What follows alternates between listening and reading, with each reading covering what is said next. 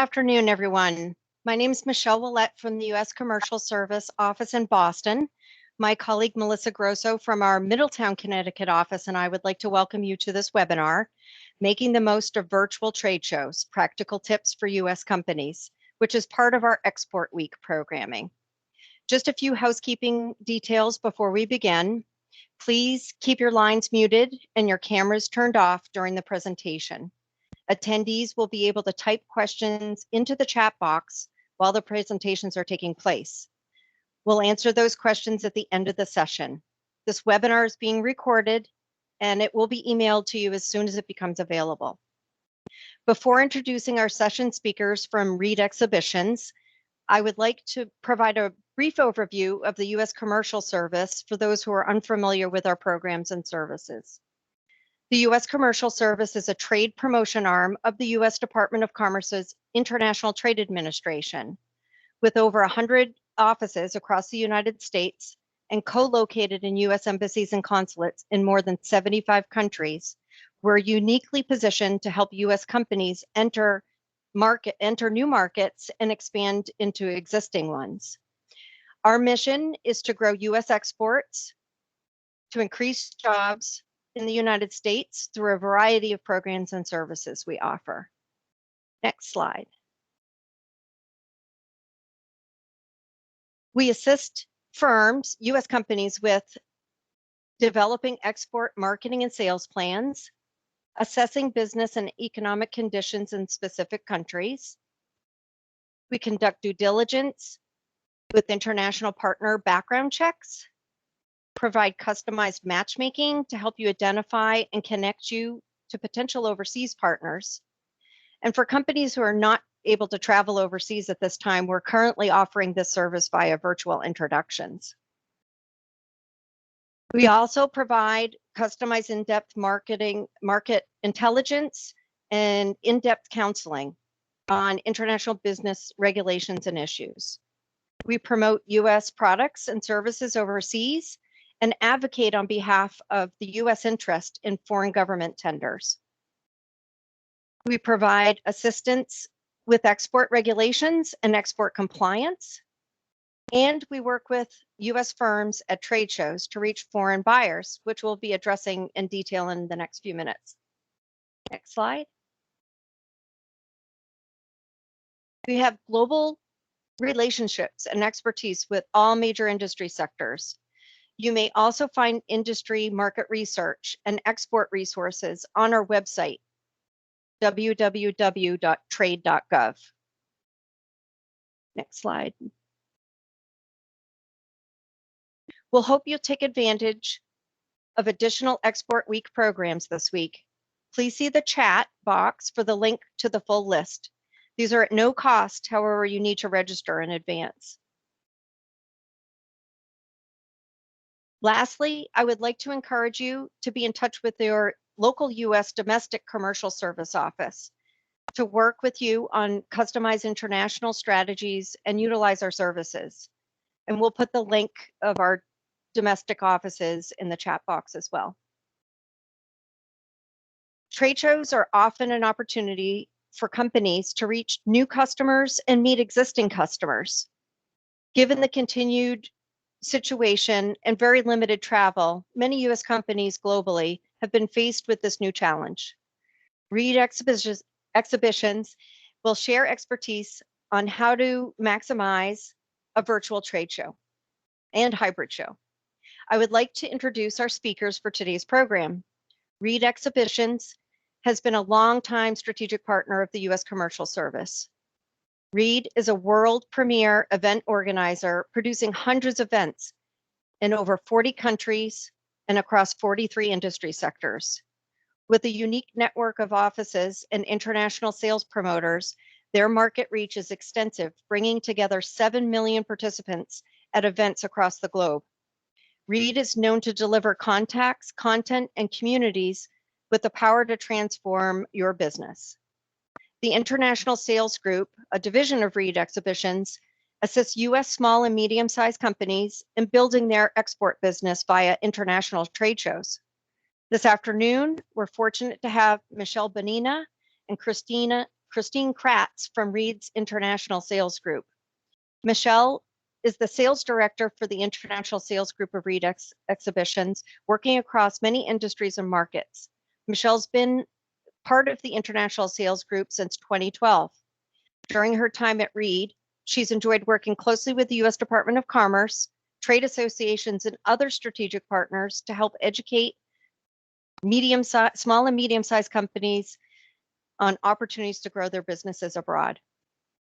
Christine Kratz has been in the event industry for 10 years, beginning with her time as a member of the First Lady Michelle Obama's scheduling and assistant in advance team before moving into planning and sales roles with a premier wedding planner in Boston, a Connecticut high-end catering company, and a national entertainment venue. Having joined the International Sales Group at Reed as an international sales executive in March 2020, Christine has had the privilege of assisting her clients in the medical, publishing, mining, and travel industries navigate these unusual and challenging times. I would like to turn it over to Michelle Bonina now.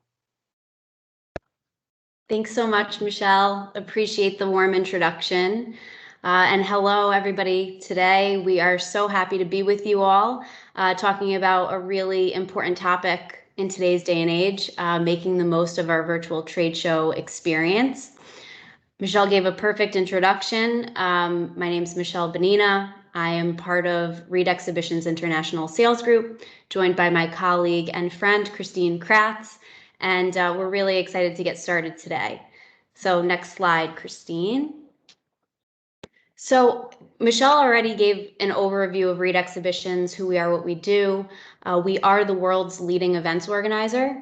We run 500 shows in any given year, and we cover 43 different markets and around 44 different industries. So we have quite a significant global footprint. Christine and I are both part of the International Sales Group. We're based in Norwalk, Connecticut, and what our team does is work with US-based companies to help them leverage international trade shows as a means to increase their exports. So our team is broken up by industry specialists, and it's a very consultative relationship that we have with our customers because we help them explore market opportunities that are new and exciting for their business. And we set them up at these physical events to help them meet with buyers and start to develop their sales in that particular market. With COVID over the last year, things have been very challenging, as we all know, and our company has really had to mobilize quickly. And what we've done is shifted our focus to digital initiatives to keep our customers engaged with buyers while physical events are not able to run. So if you want to go to the next slide, Christine, we can take a look at the agenda for today. I'd like to share a little bit from a survey that we put out last year, and I'll walk you through some of the details there shortly. And then I'm going to pass it to Christine. She's going to share some of our best practices for what to do before, during, and after a virtual event, and how to be successful with a virtual event, especially if it's your first time taking advantage. And she has a really exciting success story to share with all of you today. And then we'll finish with a Q&A. So feel free, I think Michelle said before, you can pop messages into the chat feature and we'll take questions throughout, but there will be a dedicated time at the end to talk through any comments or questions that you might have. All right, so the exhibitor survey results, what we did was we reached out through a survey feature function, and it helped us kind of gather insight from our customers and our buyers and our attendees to get a feel for what kinds of new packages and opportunities they were looking for. And some background, Reed Exhibitions, our parent company is RELX. Some of you may be familiar with RELX. It is the 4th largest data company in the world. So we do put a big focus on being data driven and understanding the industries that we serve and also our customers' needs. So this survey went out to about 500 of our events buyers and suppliers and helped us consolidate some key trends. So the first one you see up on the screen is 83% of those that were surveyed have tried at least one new digital service since lockdown. And on average, people have tried 3 new services. So what's exciting about that statistic is it shows us that our customers are open and willing to adapt. And with all of the new products available, we can feel confident that our attendees will try it out too. Next bullet, please. So 62% said they would likely sign up for a digital trade show. Again, the statistic is really promising because it shows us that 2/3 of our customers are willing to participate, engage, and buy in to these new virtual events. 56% feel they could still achieve their objectives this way. Again, really strong statistic here, considering this is still so new for all of us. More than half of our customers are confident that they can achieve their objectives in a virtual environment. And we feel confident that we can offer that to them because of the data that we have access to. We can bring buyers and sellers together in a virtual way, the same way we do at a physical event. Exhibitors are more wary of using online tools than visitors. So this is interesting. That shows us that our attendees are more inclined to jump in and give it a try, where exhibitors may feel a little unsure.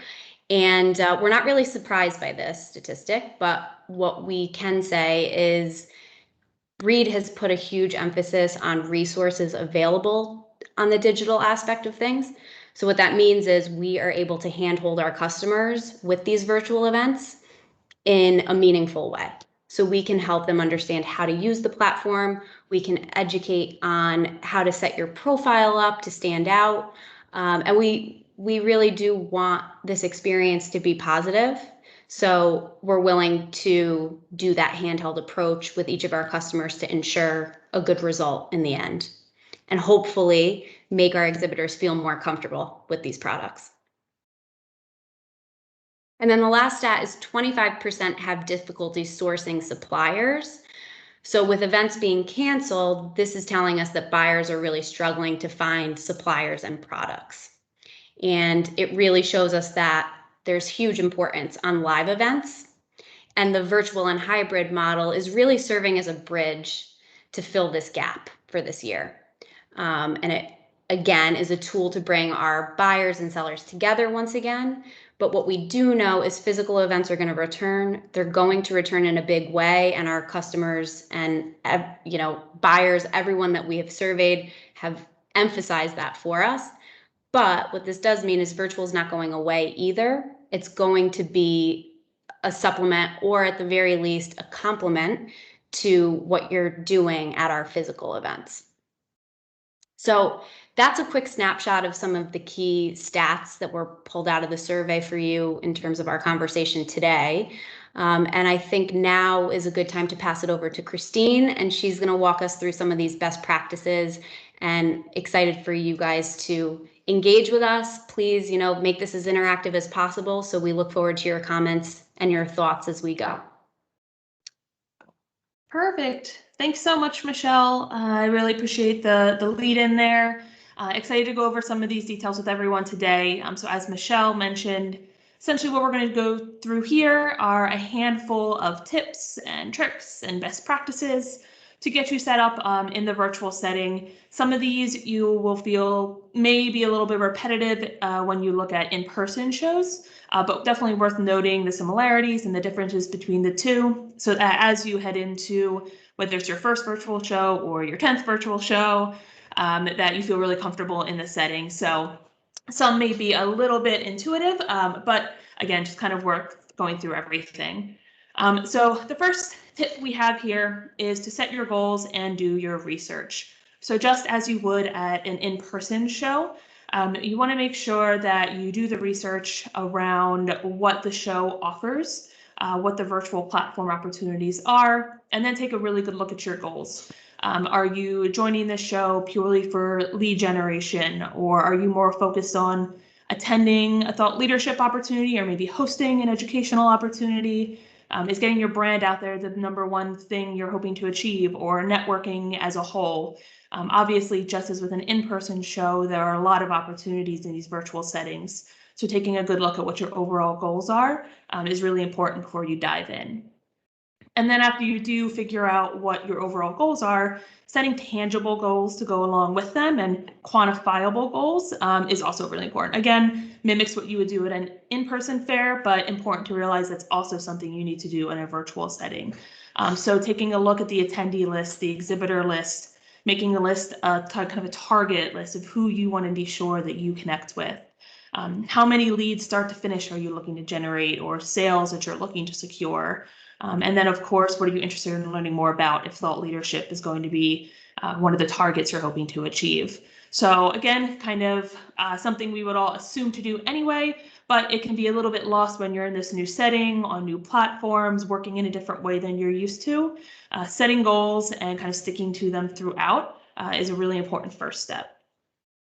Then once you get to the point where you sign up, you pull the trigger, you decide to join this virtual presence, setting up your virtual booth or your virtual profile strategically is probably one of the most important, one of the important steps throughout the entire process. Every virtual platform is going to be really different. So these are just two examples of some virtual platforms that we've rolled out in some of our digital shows.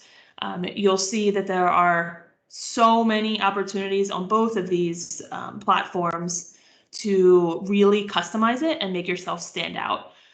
There's places for banners, for PDFs, for logos.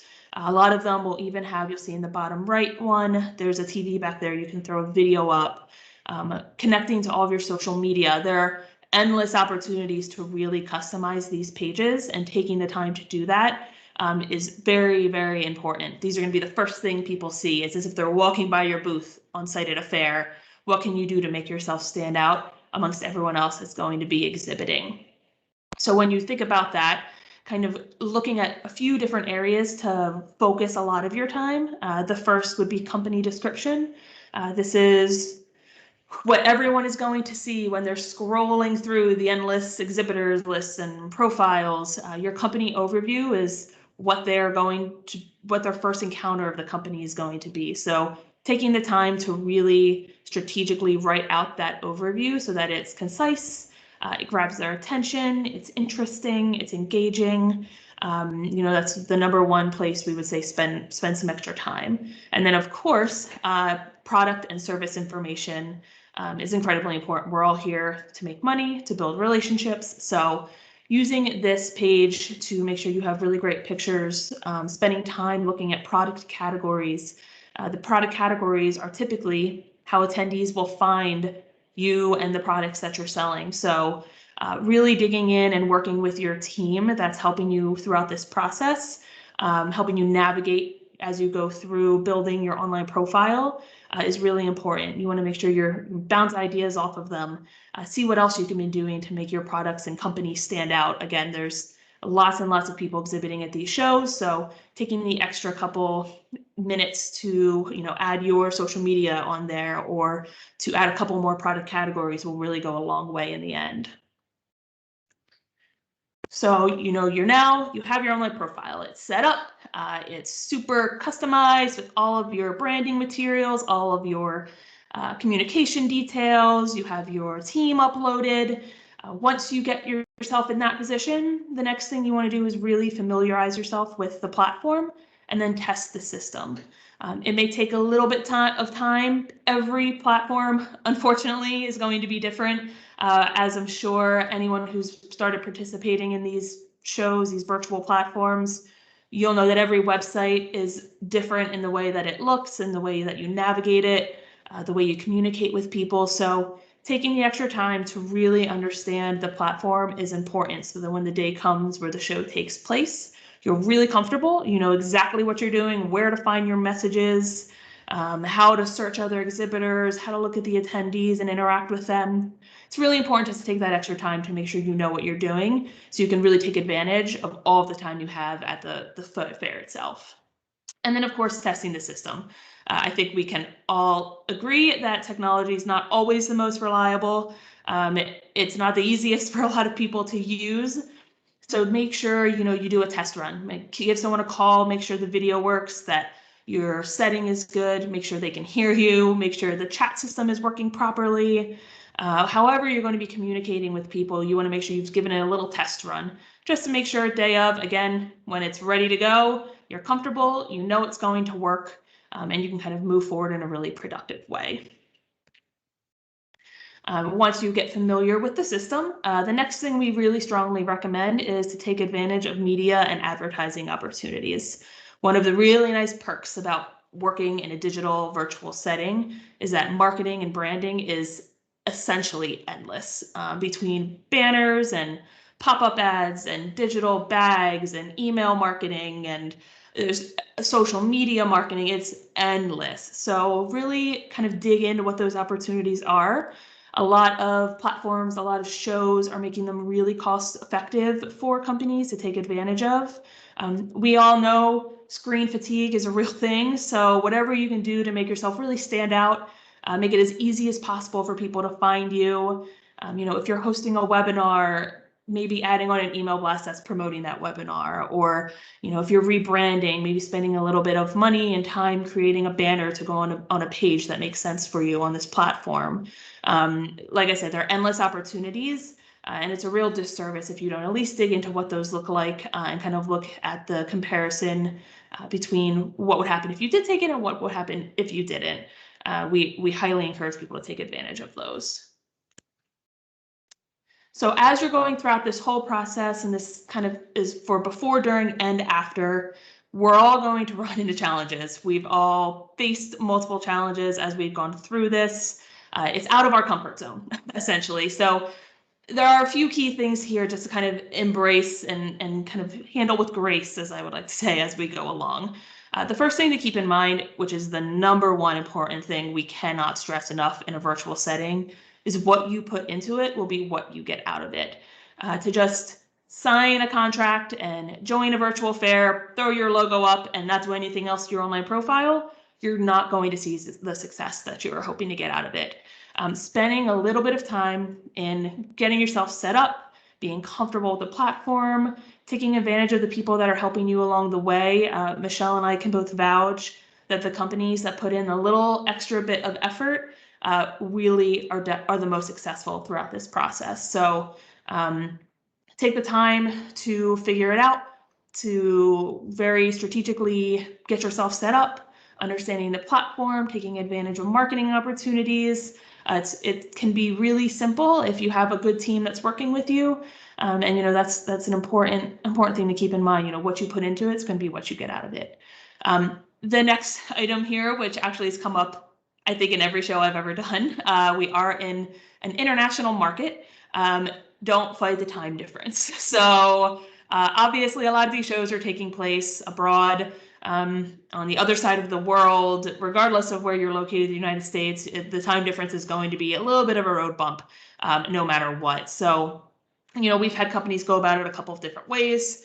We've had those companies that have dove headfirst into the time difference, have made sure that they're available for every minute of the show, no matter what the time is, where they're located. This is definitely an extreme, especially when you're looking at shows maybe in Asia, but it's to each their own. But we have seen people do that. The more common route here is to take a look at the time that the show is taking place, take a look at your time zone, and then maybe set aside a couple hours that they can overlap, where you set any in-person meetings, so any video calls, any live chats that you're looking to set up. Depending on the show, if this is a hybrid opportunity where they're in person at the fair, this is definitely important because you're going to want that face-to-face time.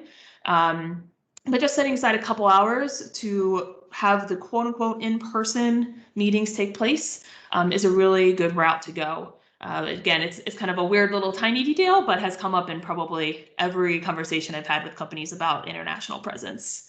The next, and again, this again goes along with something you would do if you were in person at a fair as well, but definitely worth noting, is to perfect and memorize your pitch.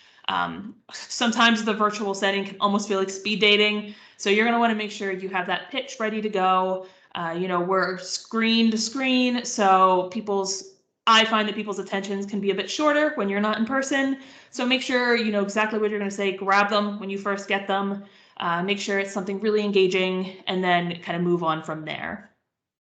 The next is to collaborate with marketing to create specific materials. Again, this is not going to be an opportunity everyone can take advantage of. We know that there's small companies out there, whether they don't have marketing teams or they don't have the bandwidth to kind of create additional marketing materials. But if you do, it's a great use of your time. That platform that I showed on the first slide, your online profile, with the endless branding opportunities, whether you create new marketing materials to add to those pages or you use existing things. We work with companies that, this is what they have, and we work with them to kind of make it fit into where it makes sense. So, if they have a video that that's already created, putting it up there, just so that, there's something really engaging for guests to see as they come to their virtual booth, creating PDFs and logos and whatever they can to kind of grab people's attention. Spending a little bit of time on the marketing and branding will go a really long way in a virtual setting. And then finally, sounds simple, ask for help. We're all navigating these waters together. Everyone is trying something new or using a system they've never used before, learning a new technology feature. So not to be afraid to ask for help. Again, Michelle, I can completely vouch to the people that raise their hand, that shoot us an email, that pick up the phone and give us a call, that join a demo about how to use the platform are the people that are absolutely the most successful. So really take advantage of the team that you're given. Most events will, in addition to the salesperson you've been working with, have additional teams of operation teams, customer success teams that'll hold your hand along the way to make sure you are super comfortable once the day comes for the online fair to actually take place.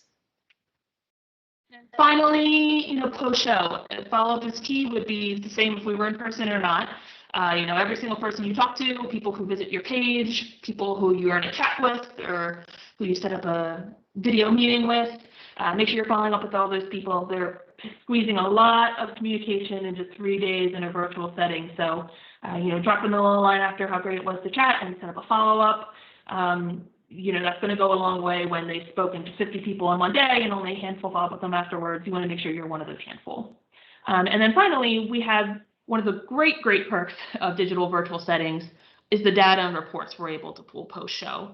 So while in person, we'd be able to gather some of this information, the post-show reports are far more in-depth and detailed in a virtual setting. Obviously, everyone has to register for these shows. They have to put in specific information. We can see what pages people visit while we may not be able to see what booths people visit. So, the information we can gather after the fact is a huge benefit to everyone involved. And then, of course, the data that comes along with having a virtual presence. Who visited your booth? Who watched a video? Who downloaded a PDF? Who liked something? Who went to one of your social media sites? So you're really able to dig into that data and get a lot of contact information and leads after the fact. So we strongly encourage everyone to take advantage of that. It's one of the things that you can't get in an in-person that you can in virtual. So you definitely want to, jump on that. And then finally, just kind of wrap things up here. I work with the medical industry for Read Exhibition, so I handle a lot of our medical portfolios. One of the shows that I do manage is Medical Japan. Medical Japan has been able, thankfully, to have in-person shows this past fall and then this past spring.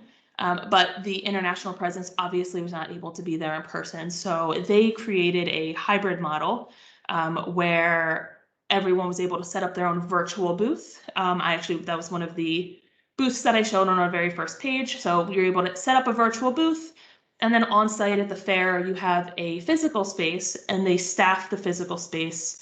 One of their event staff mans it for you. They translate meetings, they speak to attendees. This person is trained on the products, so they're able to speak to the products and the company a little bit, and then set up meetings for the time frame that companies are available to have those video calls or chats. So we worked with a company, Company X for all intents and purposes here. They were very interested in the medical market in Japan, but had not tried to break into it in the past because they were a small company. It was a huge financial investment, time investment to travel over to Japan for a market that they weren't sure they'd be able to break into. They weren't sure if it was worth the investment.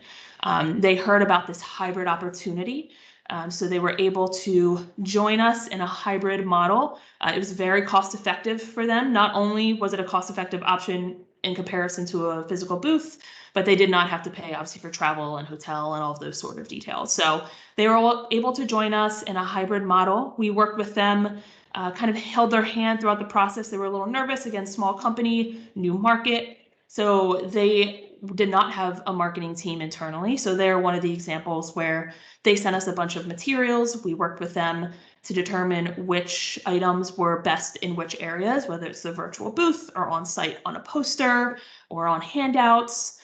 They worked really closely with our show team to translate materials, to understand the cultural differences that they would need to be aware of, especially in a virtual setting where it may be a little bit different. So we worked with them throughout the whole process, got them set up online. They were one of the companies that dove really headfirst into the time difference. So they completely switched around their clock so that they could be available for the entirety of the 3 days of the fair. During the 3 days, they were able to make connections with 2 major companies that were on their quote unquote hit list, people they wanted to target, that they wanted to speak with. So they made those connections, started building the relationship. And that was at our fair in the fall. Medical Japan then had a second hybrid fair this spring. This company X decided to join again to see if they can kind of continue the momentum they had started in the fall. Again, a really great experience start to finish in regards to getting set up and preparing and knowing what their goals were going in. They were able to, by the end of that, sign a contract with one of the first 2 companies they had met the previous fall. Now that that's happening, in this upcoming fall, we have Medical Japan taking place again, and now this company is planning to fly to Japan, and as long as travel restrictions do not prevent them from doing so, joining us in person. So they really saw the return on investment after the first 2 hybrid fairs. They said to us that it was a market they would never have been able to join or take advantage of had it not been for the hybrid models available for them. So a really great story about someone who kind of looking at all these tips and tricks and piece of advice that we've thrown out there. They really did every single one of those on the list, and it really played out well for them. It's a company that I imagine is going to continue not only to join us at Medical Japan, but they've already talked about getting a bigger space in 2022 and really kind of diving headfirst into the market so that they can be successful in a different international market than they've ever experienced before. So just kind of going through, again, all the tips here. I know I went through it pretty quickly, but we are going at this point open it up to questions. I believe Michelle said though we can pop them into the feed, the little chat thing, but we're happy to take any questions we can. And thanks to everyone again for having Michelle and I here today. We really appreciate it. Thank you, Michelle and Christine. That was fantastic. It was really great to learn all these tips and tricks and to hear of a really successful success story that you've had with a particular company, which I'm sure you have many, but that was really great. And one of the things that I love, and I'm glad that you highlighted, is the time difference and being wary with that. We'll wait a minute or so. If you have a question, please do type it into the chat. If you would like to ask a question, you can raise your hand. And when we call upon you, we'll ask you to unmute yourself. But while we're waiting for some people to populate, I had a particular question, if you don't mind. Once things start to open up and you offer in-person exhibits, are there plans to continue to offer the virtual presence at shows for companies? Yeah, I'll take this one. The simple answer is yes. I know Michelle mentioned when she was speaking in the beginning, we all, I think, are chomping at the bit to have in-person fairs again, and they're coming. We can see it happening. We're getting really close, and we can't wait for the day that that's the case. But we do think that the virtual digital options will stick around. I think one of the things we've learned over the past 13 months is that staying connected with people on more than just maybe a couple day basis is really important. Again, the fairs are wildly important to everyone and we can't wait to be there, but being able to stay in contact with your customers year round is a really great benefit to having this virtual presence available. So I think they'll definitely complement the fairs moving forward, having a little bit more access to people and year-round, maybe thought leadership and things of that nature. They won't replace the fairs moving forward, but again, they're a great way to stay in contact with people. And we do think that they'll be a part of fairs as a whole in the future. Excellent. And actually, we have a question in the chat that says, how do you support small companies when they don't have a large budget? So that would definitely be of help for them if they're just starting to get into doing shows and they can't afford to make the trip. It is, exactly. It's a great way for people to break into markets that they didn't think was an option because they didn't have, the financial or the time available to travel to shows. So, the digital hybrid options are often very cost effective and a great way to break into markets. Excellent. Just to add on, Whoops, sorry, go ahead, Michelle. Sorry. I wanted to add on here because, yes, David just took the words out of my mouth. The STEP grants are a great way to get subsidy to participate in international events. And a lot of the states that we work with that offer this program, they also apply to digital events. So if you want to participate in a hybrid event, for example, to test the waters, like Christine explained with Medical Japan, it's a new market, it's a new opportunity. That could be completely subsidized for you. So definitely look into the STEP grants. Depending on what state you're in, they each offer something. And a lot of our trade specialists through the commercial service can connect you to your local state partners for that as well. There is a question, which I'm not sure if you can answer or not. Can you advise for a trade show where display of ethnic art, crafts, and fabrics for a trade program? And if you're unable to answer that, we definitely could help find some of these shows for you. But does Reed help with any of those types of shows? We do, I believe, have events that focus on the fabrics industry. So if you would like to reach out to us directly, Chantal, we'd be happy to point you in the right direction. And if we don't cover a particular event that would work for you, we can help you with other events that might be a possibility. Excellent. Yeah. Another question, which countries do you conduct virtual exhibitions and which sectors or industries? I know there's a lot.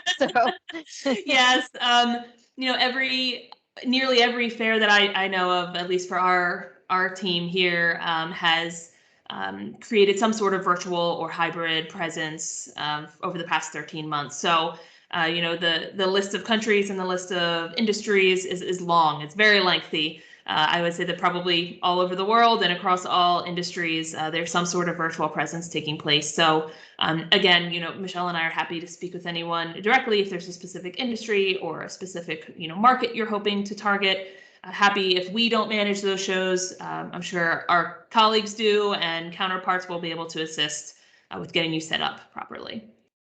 Excellent. I had another question. How do you recruit qualified foreign buyers to the virtual environment? The same exact way that we promote our physical events. So we talked quite a bit earlier about the data. Like Reed's biggest asset is our data. So we leverage all of that to promote to the right types of buyers for that particular show and industry. We also, for some of our shows, we work with hosted buyer teams. So they're doing a ton of outreach to qualified buyers to invite them as VIP guests and things along that line. So there's all kinds of ways, but really it's exactly the same way that we promote our physical events. It's the same database, and we're just promoting a new option for them to connect with our suppliers.